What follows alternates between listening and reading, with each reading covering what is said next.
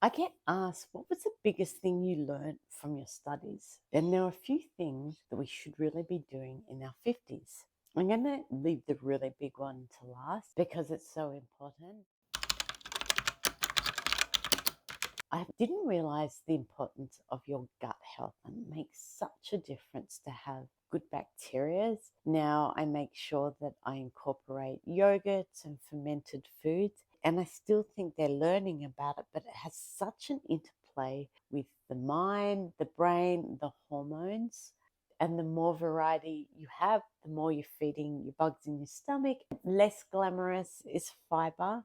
Bowel cancer is such a rising cancer in the young. Do we fully know what it's linked to? I don't think we do. But fiber is critical in our diets. You only get fiber from plant based products, it's not going to come in animals. So, again, making sure you have that array of plants is important. Now I'm really clear on making sure that I feed my body foods that lower the risk of the illnesses that are going to affect us or our friends. Illnesses such as dementia, cancer, heart disease, diabetes, and the buckets of food that keep coming up all the time are ones that are high in antioxidants.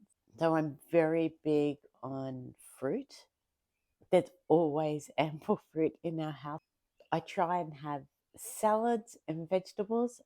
It doesn't happen all the time. I'm certainly not perfect. I got to tell you, I'm an addict with chocolates. I do drink sometimes, not much. I probably have a couple of red wines a week, not more than that. Your foods with the antioxidants. I try to eat of quite a big variety of plant-based foods, not because I'm vegetarian, I'm not at all, but they give that array of the antioxidants. I always knew good oils were good, but I didn't fully appreciate the extent that they're going to help us now. Again, the brain. Dementia is shockingly one of our leading causes of death. It's the leading cause of death for women in Australia. That's shocking to me, but eating well, feeding your brain well. So all those good oils that are in the omega-3s, nuts are great. I eat a lot of nuts, avocados, chia seeds. Olive oil is fantastic for your cardiovascular.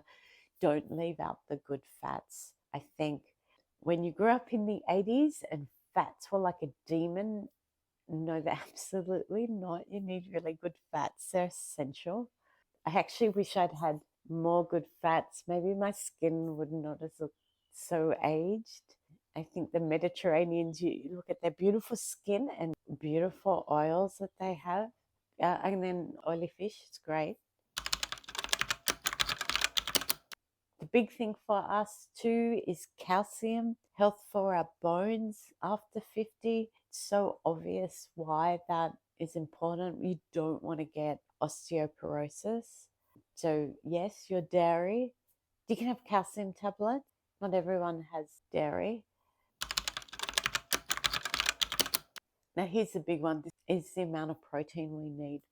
Now, I look back to how I used to see protein, and I knew that protein was important. And so I would have a piece of meat at dinner, a chicken, a fish, whatever it was. And there I considered I had my protein for the day. It's absolutely not near enough.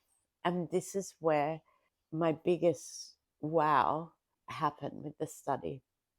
Now, there's a lot of hype about protein, and if you go to the supermarket, you'll see high protein this, high protein that. And so it makes you feel like you have to have a huge amount of protein. You don't have to have a huge amount of protein, but I guarantee you, most women in their 50s will not be getting enough.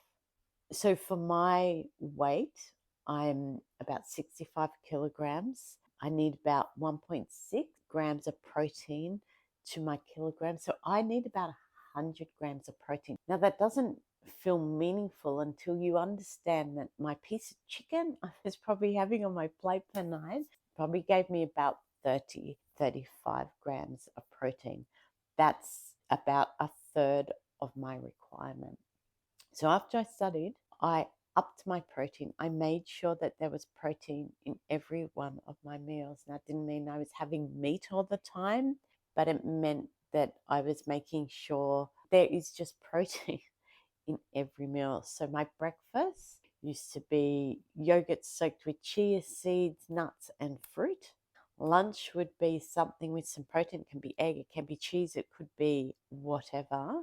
And then my dinner was usually a piece of meat and some vegetables. But I have only recently just started having protein powder. I thought I'll give it a go. I was never really a believer that we need it. Honestly, I think that I probably still wasn't hitting my 100 grams before because I swapped my breakfast. So it wasn't like I've added my protein powder on top. I swapped my breakfast to it. The change in my nails and my hair is quite dramatic. I could feel it within a couple of weeks how hard my nails were. So that's a sign of what it's doing to my body. So what would it be doing for my muscles and what would it be doing for my bones? Now, protein is needed for cell regeneration and regrowth. It's needed for our hormones. It's so important. And so I think now, if I wasn't having enough, what was happening? I weight train and I exercise, so I need more protein. I'm not a crazy trainer, but I do need more protein.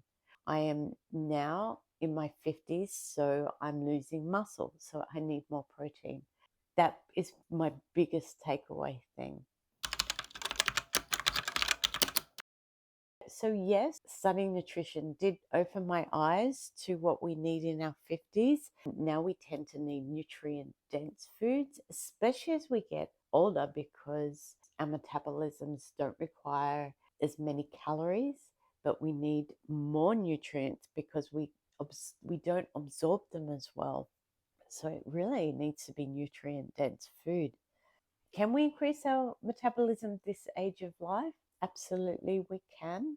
Made a video on that. You can watch that.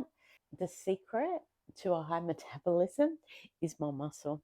If that's a reason not to strength training, that will increase your metabolism. You can eat some more. I love eating so hopefully what I learned from my study give you some ideas on increasing your nutritional health in your 50s and beyond.